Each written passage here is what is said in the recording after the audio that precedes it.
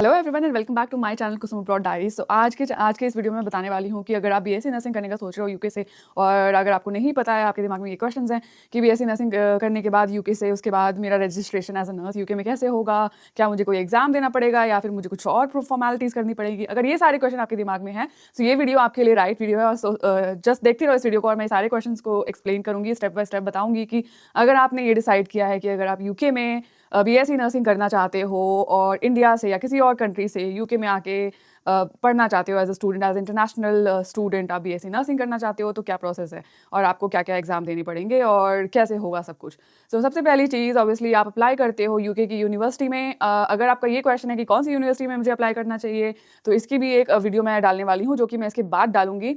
पर मैं ये कहूँगी कि यूके की ज़्यादातर सारी यूनिवर्सिटी ही ऐसी हैं जो बहुत अच्छी यूनिवर्सिटीज़ हैं, बट ये मैं सजेस्ट करूँगी कि लंदन में जो यूनिवर्सिटीज़ है, जो लंदन की साइड में जो यूनिवर्सिटीज़ हैं, अगर आप वहाँ पे जाते हो तो आपके लिए जो है, आपकी पॉकेट के लिए वो बहुत ही ज़्यादा भारी हो सकता है, क्योंकि जो उसका कॉस्ट है वो बहुत, आपका जो अकोमोडेशन एंड लिविंग कॉस्ट, ये सब कुछ बहुत ज़्यादा हो जाएगा। बस ये एक चीज़ आपको ध्यान रखनी चाहिए। बाकी डिटेल में मैं बताऊंगी अपनी नेक्स्ट वीडियो में, जो कि इसके बाद आने वाली है। सो अगर आपने डिसाइड कर लिया है तो ऑब्वियसली फर्स्ट चीज़ होगी कि आप अप्लाई करते हो यूके की यूनिवर्सिटी में बीएससी नर्सिंग करने के लिए। और बीएससी नर्सिंग करने के लिए एलिजिबिलिटी क्राइटेरिया क्या होगा, ऑब्वियसली आपका जो है 11th 12th आपके पास होनी चाहिए। 12th में आपके पास बेसिकली बायो होनी चाहिए, तो आपको वो सारी रिक्वायरमेंट्स, और स्पेसिफिक जिस यूनिवर्सिटी पे आपने अप्लाई किया है या अप्लाई करना चाहते हो उस यूनिवर्सिटी की वेबसाइट पे जाओ और चेक करो।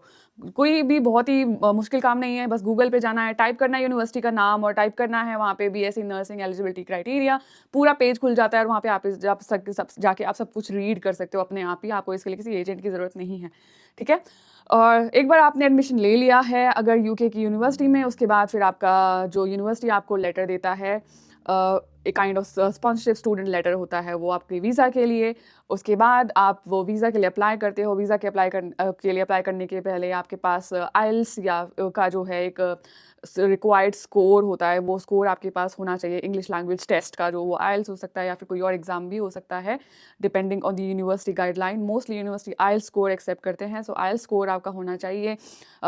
मोस्टली जो यूनिवर्सिटीज़ हैं वो 6.5 इन ईच कॉम्पोनेंट एक्सेप्ट करते हैं अगर आप बीएससी नर्सिंग करना चाहते हो। ईच कॉम्पोनेंट से मेरा मतलब है speaking, listening, writing and reading, इन चारों में आपका जो है 6.5 होना चाहिए।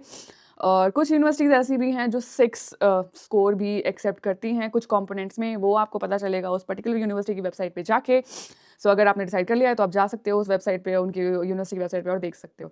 सो ये स्टेप करने के बाद आप अपना वीज़ा अप्लाई करते हो इस कोर्स के लिए, जो आपको वीज़ा, जो स्पॉन्सरशिप वीज़ा लेटर आपको यूनिवर्सिटी ने दिया है, और ऑफर ऑफ एडमिशन जो लेटर है वो जो यूनिवर्सिटी ने दिया है। ये प्रोसेस करने के बाद, इस प्रोसेस से पहले आप ऑब्वियसली अपनी फ़ी सबमिट करते हो, जो आपकी ट्यूशन फ़ी है।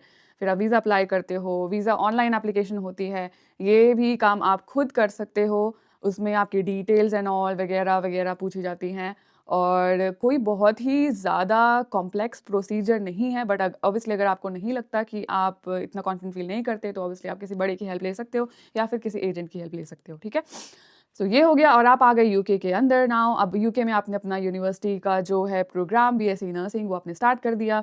अब बीएससी नर्सिंग अगर आपने चूज़ किया है तो उसमें से आपने कोई एक पर्टिकुलर कंपोनेंट चूज़ किया होगा। अगर आपको नहीं पता तो मैं आपको बता देती हूँ, यूके में जो बीएससी नर्सिंग होती है वो मेनली 4 स्पेशलिटीज़ में होती है: adult nursing, child health nursing, learning disability nursing और मेंटल हेल्थ नर्सिंग। यूके में पब्लिक हेल्थ नर्सिंग या फिर कम्युनिटी हेल्थ नर्सिंग नहीं होती है। तो सिर्फ ये 4 होते हैं: अडल्ट नर्सिंग और mental health nursing, learning disability nursing और चाइल्ड हेल्थ नर्सिंग। इन चारों में से आपने कोई एक ही चूज़ किया होगा जब आपने एडमिशन लिया होगा, और अगर नहीं लिया तो ये 4 चीज़ें हैं, इनमें से एक चीज़ आपको चूज़ करनी है। अडल्ट नर्सिंग क्या होता है? अडल्ट नर्सिंग वो सारे मतलब अडल्ट जो 18 ईयर्स और उससे 17 साल से ज़्यादा के एज के हैं, उनके सारे जो भी डिपार्टमेंट्स है, आईसीयू, वार्ड, सब कुछ उनके बारे में आपकी जो क्लिनिकल प्लेसमेंट है, क्लिनिकल पोस्टिंग है, वहाँ पे होगी। आप उन adult related disease condition, all adult से रिलेटेड ही पढ़ोगे।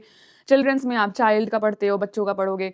उसके बाद मेंटल हेल्थ में आप specifically mental health disorders and mental health patients, ये सब कुछ पढ़ते हो। और लर्निंग डिसेबिलिटी में आप लर्निंग डिसेबिलिटी के बारे में पढ़ोगे, राइट। और यूके में जो ये बीएससी नर्सिंग का कोर्स है वो 3 साल का कोर्स होता है। इंडिया की तरह 4 साल का नहीं होता, क्योंकि इंडिया में 4 साल का होता है और बाकी एशियन कंट्रीज़ में 4 साल का होता है, क्योंकि जनरल प्रोग्राम होता है, एक स्पेशलिटी वाइज प्रोग्राम नहीं होता है। यूएस में भी एक जनरल प्रोग्राम होता है, ये स्पेशलिटी वाइज प्रोग्राम नहीं होता है, बल्कि यूके में एक स्पेशलिटी से ही आप स्टार्ट करते हो। जैसे आपने अडल्ट नर्सिंग से स्टार्ट किया और आप 3 साल तक अडल्ट नर्सिंग ही करोगे, राइट? इसलिए 3 साल का होता है यूके में। वो चूज़ करने के बाद, वो डिसाइड करने के बाद कि आपने अडल्ट नर्सिंग कब करनी है, या फिर चाइल्ड हेल्थ में आपको इंटरेस्ट है, मेंटल हेल्थ में, या लर्निंग डिसेबिलिटी में आपको इंटरेस्ट है। लर्निंग डिसेबिलिटी इंडिया में नहीं होता है, इसके बारे में इंडिया में तो पढ़ाया भी नहीं जाता है। तो वो अगर आपको इसके बारे में जानकारी नहीं है तो अपनी रिसर्च करो ऑनलाइन जाके, अगर आप इस टॉपिक पे इंटरेस्टेड हो तो। सबसे ज़्यादा स्कोप किसका है? सबसे ज़्यादा स्कोप अगर आप अडल्ट नर्स बनते हो, अडल्ट नर्सिंग का स्कोप सबसे ज़्यादा है।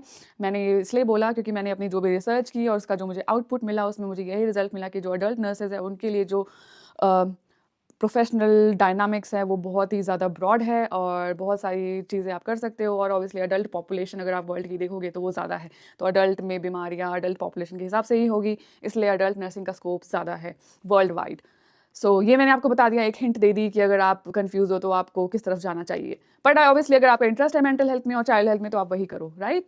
ये हो गया। उसके बाद मुझे क्वेश्चन आया था कि अगर मैंने बीएससी नर्सिंग की है यूके से तो फिर उसके बाद क्या मुझे कोई एग्ज़ाम देना पड़ेगा, या फिर मुझे अपना लैंग्वेज एग्ज़ाम लिखना पड़ेगा? मुझे 7 स्कोर चाहिए ईच कंपोनेंट में क्या रजिस्ट्रेशन लेने के लिए? तो ऐसा कुछ भी नहीं है। अगर आपने 3 साल के बीएससी नर्सिंग प्रोग्राम में यूके में एनरोल किया है तो 3 साल का आप प्रोग्राम करते हो। आपको अपने सारे एसेज और अपने सारे जो भी मॉड्यूल्स है वो पास करने हैं, और आपके जो रिक्वायर्ड नंबर ऑफ आवर्स है क्लिनिकल्स में, क्लिनिकल प्लेसमेंट में हॉस्पिटल में, वो वाले आवर्स आपको कंप्लीट करने हैं। एक बार आपके सारे मॉड्यूल्स और आपकी सारी एकेडमिक रिक्वायरमेंट्स आपने पास कर ली, आपके आवर्स जो है hospital hours, clinical placement hours complete हो गए, उसके बाद जो यूनिवर्सिटी है वो ईमेल करती है आपका सारा जो रिकॉर्ड है कि हाँ, इस स्टूडेंट ने अपने सारे आवर्स क्लिनिकल आवर्स कंप्लीट कर लिए हैं और एकेडमिकली भी ये स्टूडेंट पास हो चुका है। सो आपकी जो यूनिवर्सिटी है वो एनएमसी यूके को, nursing and midwifery council UK को ईमेल करेगी कि हाँ, इस स्टूडेंट का सब कुछ क्लियर है, इसने सब कुछ कंप्लीट कर लिया है। उसके बाद एनएमसी आपको ईमेल करेगी, आप जो स्टूडेंट हो आपको एनएमसी ईमेल करेगी और बोलेगी कि okay, now we invite you to make your NMC account, my NMC account and register, okay? फिर आपको वो जो email आता है NMC से after you finish all your modules and all your hours with the university, फिर university ने बता दिया एनएमसी को। अब एनएमसी ने आपको बोला कि आओ ऑनलाइन अपना अकाउंट क्रिएट करो। अब आपको वो इनविटेशन मेल पे जाना होगा, उसको क्लिक करके अपना अकाउंट बनाना होगा। बहुत इजी है अकाउंट क्रिएशन करना। ईमेल आईडी जो है वो वर्किंग ईमेल आईडी होना चाहिए, क्योंकि ये ईमेल आईडी आपके साथ हमेशा रहेगा, क्योंकि आपका एनएमसी यूके का जो है रजिस्ट्रेशन उस पर है। सो आप वो ऑनलाइन क्रिएट करोगे अकाउंट, इस पर अपनी डिटेल्स डालोगे एंड ऑल सब कुछ डालोगे। जो यूनिवर्सिटी है आपकी वो आप एनएमसी को आपका कैरेक्टर, गुड कैरेक्टर वगैरह भी भेजते हैं सर्टिफाई करके, तो उसका भी कोई स्ट्रेस नहीं है आपको। आपको अपना लॉगिन करना है, पहले क्रिएट अकाउंट करना है, फिर लॉगिन करना है। आपका एक बड़ा सा फॉर्म होगा, वो सारी डिटेल्स आपको भर देनी है। उसके बाद आपका हेल्थ एंड फिटनेस का होगा, वो आपको सर्टिफाई कर देना है, ठीक है। उसके बाद लास्टली क्या होता है, आपको पेमेंट करनी होती है जो कि एनएमसी की फ़ी होती है, ठीक है। सो 1 साल की जो एनएमसी की फ़ी है वो 120 पाउंड्स होती है। तो पहली जो आपकी पेमेंट होगी 120 पाउंड की होगी to like get registered as a nurse after doing your BSc nursing in the UK. So ये ऑनलाइन वाला जो प्रोसेस है बस आपको वही करना है, और 120 पाउंड जो है, जो कि इंडिया के 12-13 हज़ार रुपये हो जाएंगे, वो आपको पे करना है। उसके बाद आप हो जाओगे एक registered nurse with NMC UK. अब आप यूके में रजिस्टर्ड नर्स हो जाओगे। इसके लिए आपको कोई लैंग्वेज एग्जाम नहीं देना, इसके लिए आपको कोई ऑस्की नहीं देना, और इसके लिए आपको कोई और दूसरी फॉर्मेलिटी नहीं करनी है। तो अगर आपको एजेंट ऐसे बता रहे हैं कि हाँ, बीएससी नर्सिंग करने के बाद आपको ये एग्जाम देना है, आपको ये करना है, वो करना है, तो वो आपको बिल्कुल ही गलत बता रहे हैं। ऐसा कुछ भी नहीं है। मैं ये सर्टिफाई करके इसलिए बोल सकती हूँ क्योंकि मैं खुद स्कूल ऑफ नर्सिंग में यूके की एक बहुत ही रेप्यूटेड यूनिवर्सिटी जो कि नंबर 2 पे आती है इंग्लैंड में, स्कूल ऑफ नर्सिंग में काम कर रही हूँ, और मैं टीचिंग फैकल्टी हूँ। और ये बहुत ही यूजुअल सी चीज़ है हमारे लिए, और ये इसलिए मैं सर्टिफाई करके बोल सकती हूँ ये चीज़ें। तो इसके लिए आपको कोई ऑस्की और कोई लैंग्वेज एग्जाम नहीं देना है। बीएससी नर्सिंग 3 साल का हो गया, आपको बस ये मेक श्योर करना है आपके सारे आवर्स कंप्लीट हैं और आपने सारे मॉड्यूल पास कर लिए हैं, और ऑब्वियसली आपका कैरेक्टर जो है वो गुड होना चाहिए। आपको कोई ऐसे क्रिमिनल एक्टिविटीज़ में इन्वॉल्व नहीं होना है, तो वो बहुत ही बड़ा इफेक्ट होता है आपके करियर पे, तो वो सब से दूर रहना। और वीज़ा पे होते हो अगर आप, तो वीज़ा की भी रेस्ट्रिक्शंस हैं। अगर बहुत सारे स्टूडेंट्स अगर यहाँ पे आते हैं, वीज़ा पे आते हैं, तो वो क्लासेस अटेंड नहीं करते, एब्सेंट हो जाते हैं, और फिर वो जॉब करने लग जाते हैं। अगर आप ऐसा कुछ करोगे, और जो कि रेस्ट्रिक्टेड आवर्स हैं आपके, वीक में आप 20 घंटे ही काम कर सकते हो अगर आप स्टूडेंट हो, और उससे ज़्यादा आप नहीं कर सकते हो। अगर आप उससे ज़्यादा कर रहे हो तो आपको वो डिपोर्ट कर सकते हैं, और फिर वो बहुत ही एक नेगेटिव पॉइंट हो जाएगा आपके लिए, not only in the UK बल्कि वर्ल्ड वाइड। तो वो सब चीज़ें आपको ध्यान रखनी है, अपना क्रिमिनल एंड ऑल ये सब नहीं करना, कैरेक्टर पे अपना ध्यान रखना है, उसके बाद फिर सब कुछ ईजी है। सो ऐसा कुछ भी नहीं है, कोई एग्ज़ाम नहीं देना है, स्ट्रेट सिंपल एंड ईजी। और अगर इसके अलावा भी आपके पास कोई और क्वेश्चन है तो प्लीज़ भेज देना, और मैं उस पे भी आपके लिए कुछ इन्फॉर्मेटिव वीडियोस लाती रहूँगी। Stay tune for the next video. मैंने एक डिटेल में और वीडियो बनाई है दूसरे टॉपिक से रिलेटेड, और बहुत सारी मेरी वीडियोस आने वाली है, how to become a nurse in Dubai, Germany, Ireland, Canada, ये सब कुछ आने वाला है। सो स्टे ट्यून्ड और शेयर करो, मेरे चैनल को सब्सक्राइब करो। अगर आपको लगा है कि हेल्पफुल है तो प्लीज़ सब्सक्राइब करके ज़रूर जाना, शेयर करना, लाइक करना। Bye for now and I will see you in my next video. Bye bye.